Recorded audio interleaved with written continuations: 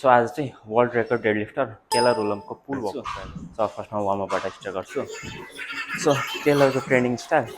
pure strength र power बिल्डिङमा based छ सो फर्स्ट वर्कआउटमै हेभी डेड लिफ्ट छ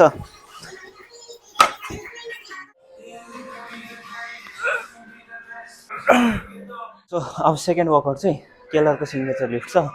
सुमो डेड लिफ्ट आज यो बारबेलै छोडिन्न जस्तो छ सो सुमो डेड लिफ्ट पछि नेक्स्ट वर्कआउट चाहिँ बेन्ट ओभर बार्बेल रो छ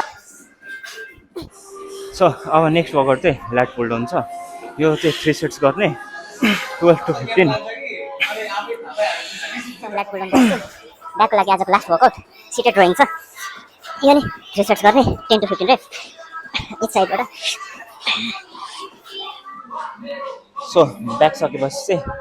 ट्राप्सको लागि एउटा स्ट्रक्स गर्ने सो स्ट्रक्स पछि ब्याकको लागि फर्स्ट वर्कआउट बारबेल कर्ल्स गर्ने यो चाहिँ 3 सेट्स गर्ने टिल फेलरसम्म बारबेल कर्ल्स पछि चाहिँ टिल फेलर गर्ने वर्कआउटमा ह्यामर कर्ल्स छ वर्कआउट चाहिँ स्ट्रेन्थको लागि रियल टेस्ट थियो वर्कआउटको डिटेल्स अनि रेटिङ चाहिँ म क्याप्सन छाडिदिन्छु see you on the next one peace out